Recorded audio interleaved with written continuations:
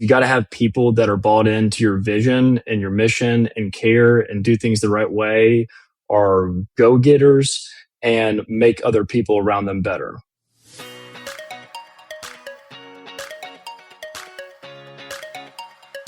Welcome to Business Refocused, a podcast about the people, decisions, and strategies behind building a successful business. Each week, we talk with leaders and operators about what they're learning, what's working, and the challenges that come with growth. I'm Lindsay Sexton, and I'm happy to introduce you to my co-host, who just so happens to be my mom, Carey Wallace. Let's get into it. Hey, Mom, how's it going? I am fantastic, Lindsay. I am back in my chair, looking at my view. I am so excited to be home. I cannot even begin to tell you. In fact, I had at least like 12 people text me and say, "Are you home? How does it feel? Are you happy?" So I must have complained about traveling a little bit. I think I might have overdone it. I don't know. I think it might be less of like you complaining about travel versus like people wondering if you like are alive. Like, do you just survive on plane food at this point? Like, what's happening? That was a long stint out. You took a day home for Mother's Day too. You've been a traveling fool. You know, this is actually really funny. So someone was talking about someone who didn't know me very well was in a group of people talking about someone that travels a fair amount. And they're like, "We don't even know how he stays married." And I'm literally like turning redder and redder and redder as this person's talking. They have no idea that they were describing my life and I was standing right there. So I am very happy to report to anyone listening, happily married, many, many years. Yes, I travel. It's fine. Anyway, but I'm excited to be home and I'm excited to be podcasting today. You know, this is going to be a good one. Absolutely. I agree. I'm glad to have you home, and I'm glad to have availability on your calendar because I have been scrounging for any time to get people meetings with you or get podcasts done. So stay home for a while. I plan on it. Well, I'm super excited because today we get to have one of my friends on the podcast. I've gotten to know this gentleman over the last several years, and we have some common clients that we service. But Patrick McClure is joining us on the podcast today. Patrick, I would love for you to tell our listeners what in the world is it that you do? That is the $1 million question. And I think I'll explain it the same way. When all three of us went to dinner the other day, I was like, let me tell the story of how I got here. And that can kind of expand more on what it is exactly that I do. So to start my entire professional career, I got straight into insurance. And when I was in school, I had no idea what I wanted to do. And I always think it's funny hearing other people's stories about how they find their way into insurance because they're all different and unique. But I knew I wanted to get into sales in some fashion, and I'd interviewed with a lot of different companies around sales and had a few family friends. My uncle, one in particular, who is a commercial producer, still is for Hub Insurance. And so I was picking his brain on, you know, what it was like to build a book of business, what is commercial insurance, and obviously, you hear a lot of the great sides of things about insurance and being producers. And it was really advantageous for me at the time. And I was like, this sounds like something I would love to do. And long story short, through some other connections and conversations, got connected to a large national agency out of school, started as a producer on the commercial side. And I did that for a year. And after a quick stint doing that, some of the leadership came to me and asked if I ever thought about getting into like a sales leader or leadership role. And I was like, yeah, I would love to do that. You know, I've always gravitated towards leadership positions, background being a quarterback for football just kind of naturally happens. But yeah, I would love to do that. So I ended up moving into the state sales leader role at this national company and was managing 5 offices across the state. Probably not as much travel as you're doing, Carey, but at least it was centered around South Carolina. But I was I was living in Greenville at the time, driving to Columbia, driving to Sumter, Charleston, Bluffton, all around to manage and lead 30 producers. I think the offices combined were like 35 million in revenue. And we had a ton of success, and I really loved what I was doing. And I always had a dream and desire to own my own business at some point and do something for myself. And I didn't know what that was going to be. And then my dad, he's been a huge leader and role model for me in my life. We were just talking about work and how exhausted I was from traveling and doing stuff. And he was like, you know what you're doing with the sales leadership stuff with these 5 offices, you could do for yourself with some of these, with independent agencies. I was like, that's a really good idea. So anyway, fast forward after a year of doing that, was living in Greenville, and I was 23 at the time. So no wife, no kids, no mortgage. And I was like, I'm going to take a shot and see if I can't start a business doing sales leadership and consulting. Had no idea what it was going to turn into. So I started Impact Performance Team and got the ball rolling. And honestly, I first started working with a marketing agency in Greenville. It wasn't even insurance. I met him at a golf tournament, and he was like, hey, would you be open to helping me hire a sales guy and like coach and train him? I was like, yeah, absolutely. Started working with him, and then that led to building a website and then getting introduced to a few other people, and then met the first insurance client. And so slowly over time, my whole model initially was, I'm going to come in here as your fractional sales leader. And from my experience, I realized that, hey, these offices, especially when you're ranged from, $1 million to 12 to 15 million in revenue, sometimes you don't need a full-time sales leader. You really just need somebody that can come in to help facilitate, run sales meetings, meet with producers, keep people accountable, and then also just have, outside perspective on the agency as a whole of where's the direction we're going, and helping lead the leaders in the agency to keep the main goal, the focus of where we want to be and where we want to end up. So over time that developed and began to start working with some other agencies in the sales leader model. And, as sales start to grow, well, now we have service issues. We don't have enough service people, or we got to fix our workflows and our processes. And so then I start getting involved in some of the operations things and meeting with the personal lines or commercial lines, account managers and team leads, and figuring out the challenges and problems that they're seeing and helping solve those. And then come along with that was, we need to hire more people because we're growing. And so I was like, all right, well, I'll get on your Indeed and I'll post a job for you, and I'll screen the candidates and I'll interview them and I'll do all that stuff. And then over time, it just continued to build and grow. And then so we have now effectively built out a full arm extension of Impact Performance Team on the recruiting front, where now we're sourcing and headhunting candidates. We're posting jobs to 15 platforms. We're screening, we're interviewing them all before they get to the clients. And so comparatively to other recruiting models that I've seen and I've even experienced personally, where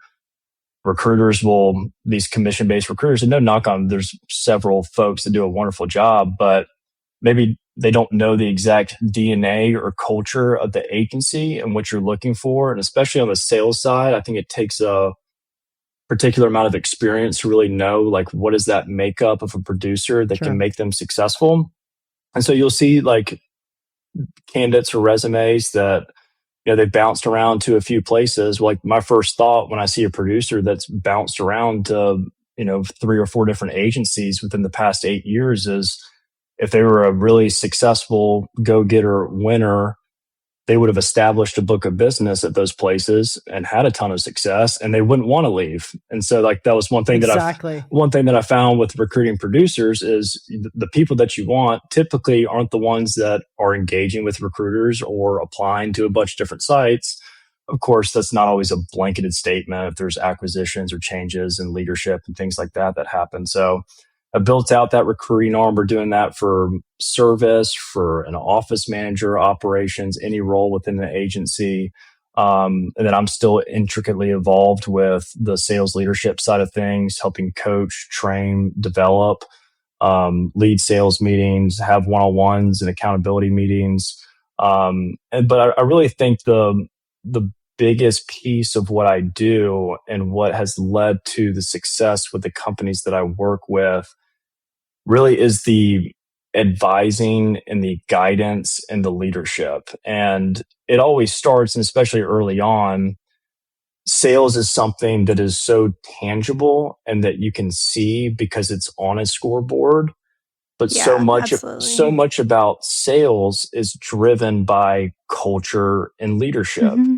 And you could have the best salespeople in the world, but as human beings, if they're not being led or steered or directed, whether it's from me or the agency principal or somebody within the organization, they're going to stumble and fall or not get to the place where they could be or meet their potential. And that was something that I experienced as a producer when I first started, and how I got into that sales leader role at that national agency was I came in bright-eyed and bushy-tailed at 22 years old, like, let's go sell business, let's go fire it up. And I didn't have somebody that was coaching and leading and pushing me like at an intimate level.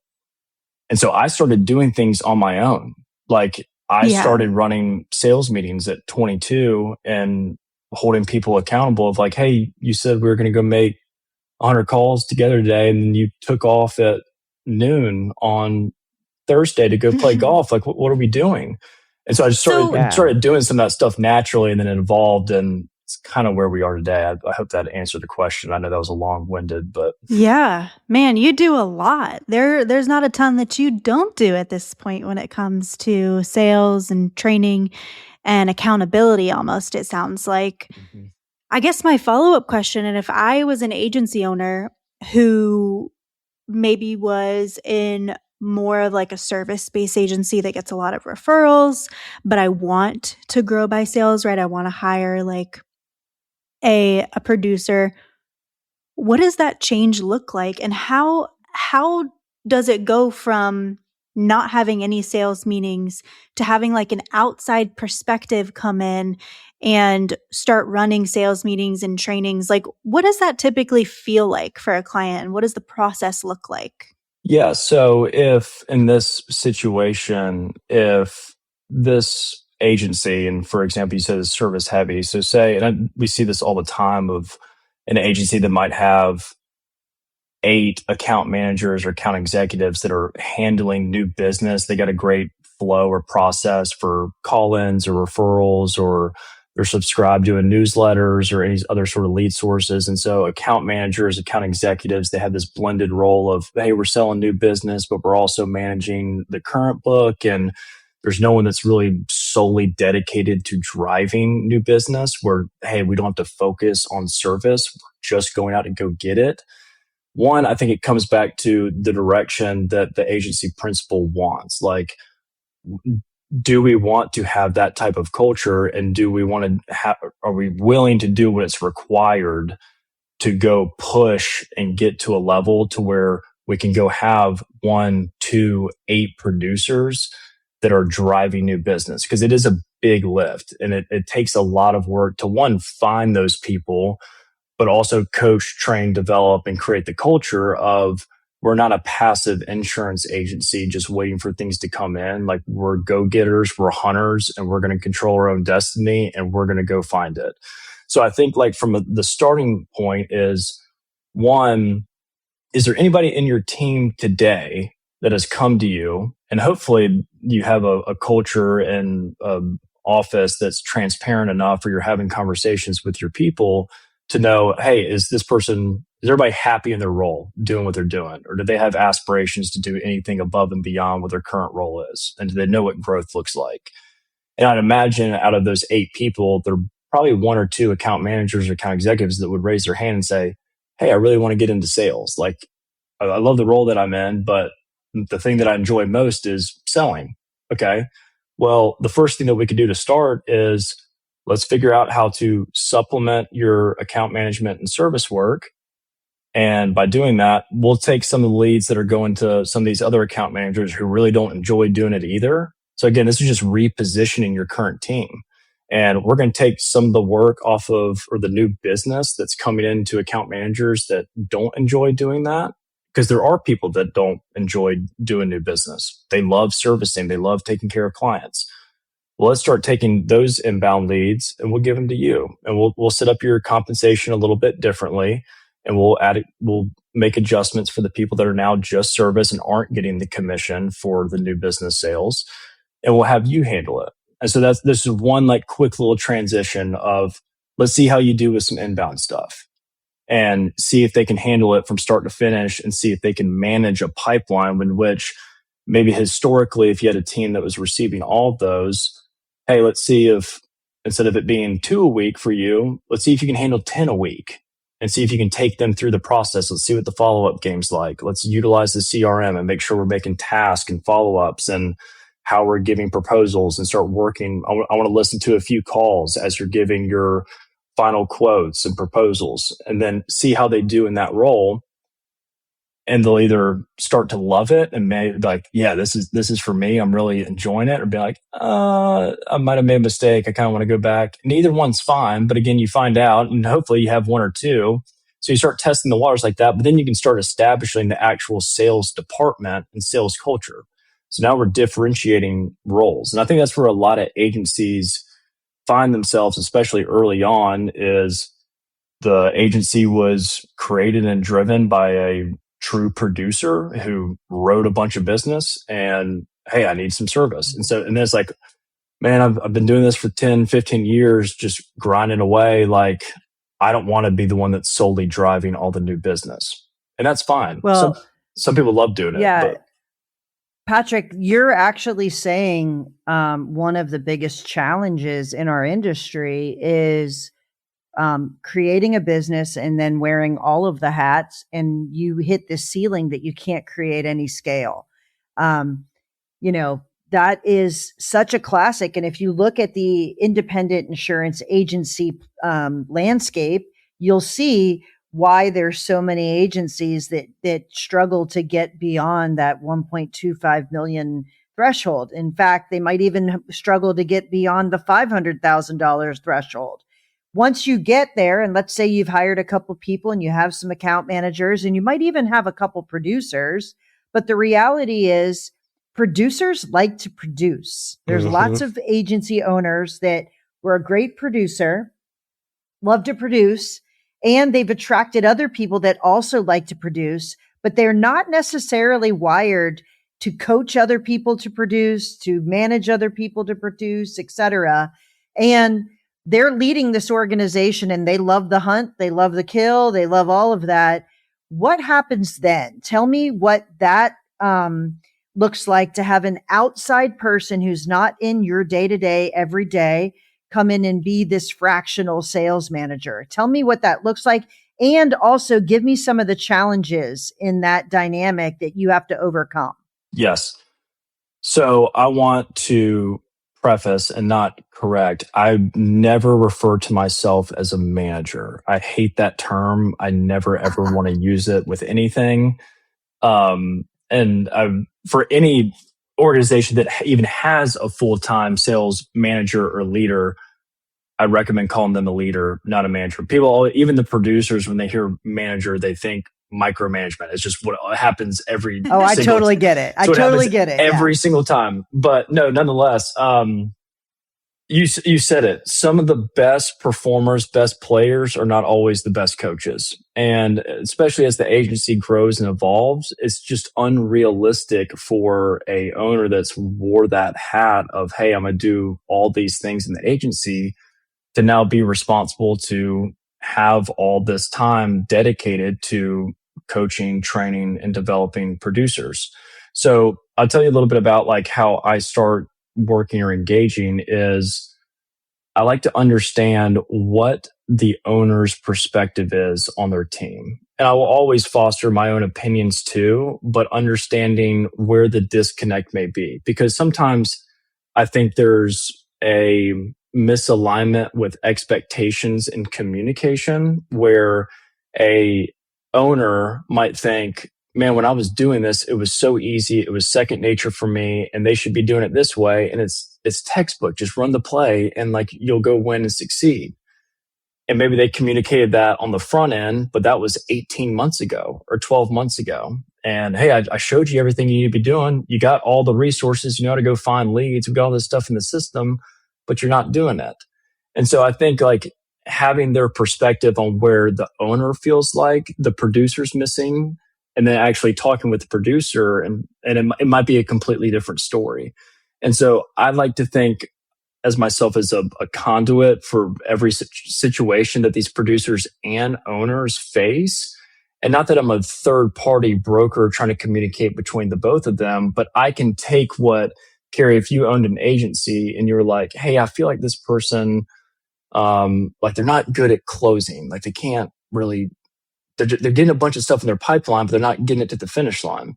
Well, I could talk with the producer, and turns out, well, they're just not qualifying opportunities or teeing up their conversations on the front end better so that they can close. They're getting ghosted on these deals towards the end because they're not getting them bought into the process and committed to going through this and qualifying that it is a really good opportunity that's worth their time. So thus, by continuing with their approach of not qualifying and just working on it the same status quo and then just sending over a blind proposal or quote, they're spending so much time on those opportunities and not getting the wins.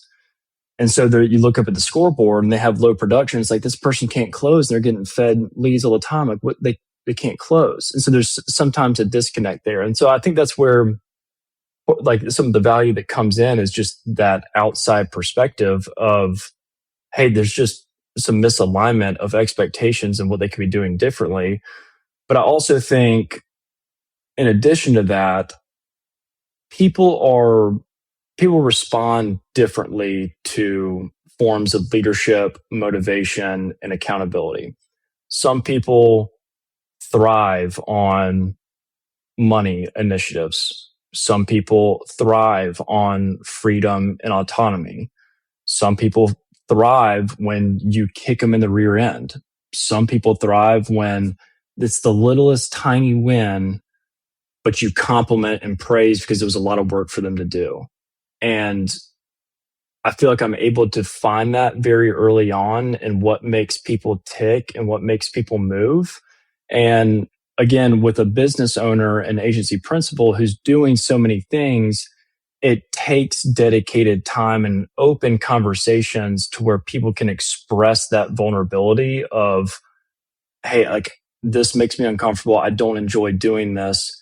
Well, that's okay. There's 100 different ways we can go win. Right. Like somebody might say, yeah. I really don't enjoy making cold calls, but man, when I go to a networking event or when I meet with COIs and referral partners, I'm a magnet and I create partnerships. But I'm sitting here looking at this scorecard and KPI sheet, and I'm having to make these calls, and it's not doing anything. And I hate coming into work every single day and having to do this crap.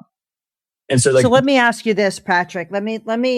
I totally agree, because where you have to meet people where they are, you have to be able to figure out what's going to make them successful. So I guess my question for you is, and we're going to try and do this a little rapid fire, maybe. Okay. I'm going to use my best Scott Howell kind of approach to this question. Okay, we're going to do a rapid fire. If you want to have a successful sales team in your agency, there has to be 5 or 6 core things that are non-negotiable that the leader of that organization or that leader of that team must do. Can you think of what those 5 or 6 things are and give us, I want everybody to take their pens and pencils out. I want you to take notes and know exactly what these things are. How am I doing? Does that sound like Scott? He would say, I want you to write this shit down, but that I'm going to put it the Carey Wallace style. Anyway, let's give our listeners what these top 5 or 6 things are that, if you want to have a successful sales team, they're non-negotiable. Yeah. Number one. Yeah. Intentional and structured sales meetings. This is not a come in, sip our coffee and talk about what's going on. Like come in and work. Like we're gonna actually have an agenda and be intentional. Number 2 is productive one-on-ones. Again, I'm gonna say productive plan, whatever. One-on-ones with all of your producers. Like no exception. Whether it's once a month or once a week, I think once a week's overkill because there's not enough time that's taking place. Bi-weekly or monthly one-on-ones to understand what they're going through and for accountability for the things they need to be doing. Number 3 is you got to have good people. That might even be number 1 is you got to have people that are bought into your vision and your mission and care and do things the right way, are go-getters and make other people around them better. Number 4, I think is this kind of goes back to the leadership, but communication and open dialogue of being able to take producers' calls and not being pissed off when they call you and ask questions. I was interviewing a producer today and he was asking me, what are the key things to be successful as a producer? And I said, number 1, always ask questions and don't be afraid to look for support. Like the best producers I've ever worked with, individual producers that have $7 million revenue books, all the way down to somebody starting green, the very best producers that I've worked with will pick up the phone and call me about anything. Hey, I ran into this today, or I've had a challenge with this. Having that open communication to where producers can call you is so important. I would say number 5 is, I'm going to put on my Scott Howell. Don't take this again as leadership. Don't take bullshit. Read through that crap. Everybody, it's human nature, is going to have excuses. There are many cases in which there are things in life that happen and they are very fair and very reasonable. And there's always grace that's deserved for things. But if it is a recurring issue of somebody not doing what they're supposed to do or constantly dropping the ball, you're doing yourself, this person, and the agency a disservice by not holding them accountable and not calling them out. And that's again goes back to people and having the right people that work with integrity and do the right things the right way, but also as the principal, as a leader of making sure it doesn't fly. Like everybody resorts back to like what the standard is. And if the standard is, hey, you can come in here and get away with writing $20K in premium a month and it's no big deal, and you're going to lose. I promise you will not have a high performing team. Those are the 5 that come to my mind. But like that, those benchmarks should always continue to rise.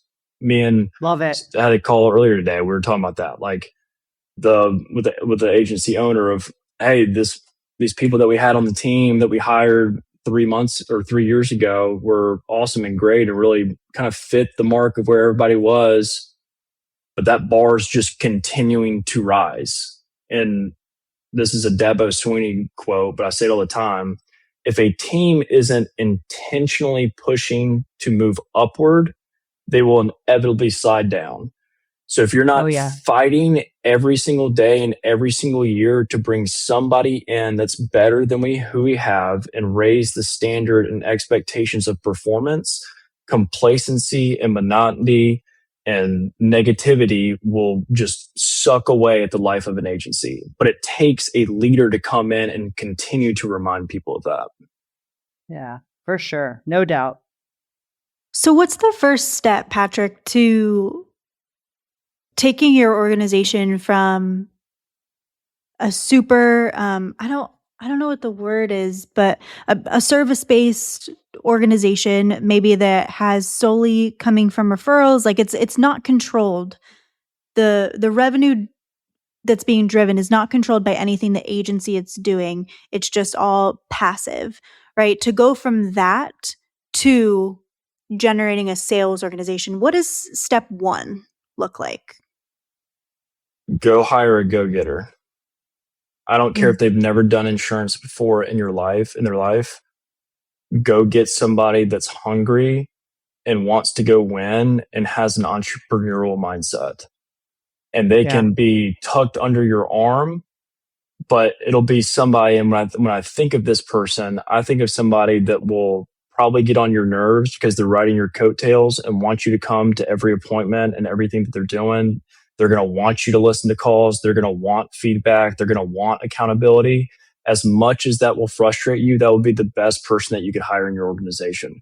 because they Great will advice. learn so fast and they will help promote and drive energy and growth because I'm telling you, it spreads throughout the entire agency when you have somebody like that. Like the account managers will get a pep in their step when they see somebody driving new business and growth. And once you've devoted the time to pour into this person, guess what? Best thing for them and best thing for you is, all right, now we're getting Jimmy 2.0 and he's going to do the same thing to you. So get ready to have your coattails ridden, and he's going to call you. He's going to follow. Y'all are going to go on appointments together and y'all are going to go write business. And it's just an ever evolving flow of that. Well, there's no question. Energy is infectious. And I'll never forget, I had a speaker talk and he said, calm is infectious. Panic is infectious. Energy and drive is infectious. And you influence that by surrounding yourself with the type of energy that you want to have in your organization. So I think that's fantastic advice. If you don't want that energy, don't bring it in because they will be frustrated very, very quickly. So you have to create the environment that actually supports that energy as well. Yes. I would venture to say that there's many agencies that want this to happen, but can't create that environment in order to make that happen. And sometimes you need someone outside of your organization to come help you build that environment as well. So Patrick, you clearly sound like that is what you are super passionate about doing. I know we could talk for hours and hours and hours about this, and we probably will because we're all in Charleston, but we're going to, if someone wanted to reach out to you and find you, how would they do that? And hopefully we can have you back on the podcast to talk more about other topics, but please tell everybody how they can find you if they're looking for this kind of support inside their agency. Absolutely. Our website is impactperformanceteam.com. And then my direct email is patrick@impactperformanceteam.com. And then my LinkedIn is, I believe it's Patrick McClure 1 or something like that. And I'm on all the socials too. So. All right, man. Well, I look forward to connecting with you soon. Thank you so much for being our guest. And I guess I would leave by saying I look forward to Clemson and WVU playing very, very again or soon. How about that? Yes, absolutely. All right, man. Take it easy. Thank y'all. Thanks so much for tuning in to the Insurance Refocused podcast. If you enjoyed the episode, please be sure to hit subscribe and leave us a review so you'll never miss us. Want to learn more about how Agency Focus can help you grow your agency? Head to agency-focus.com or email Carey directly at carey@agency-focus.com. If you need to get in touch with me, feel free to shoot me an email at lindsay@agency-focus.com. Thanks so much for tuning in. We'll see you next week.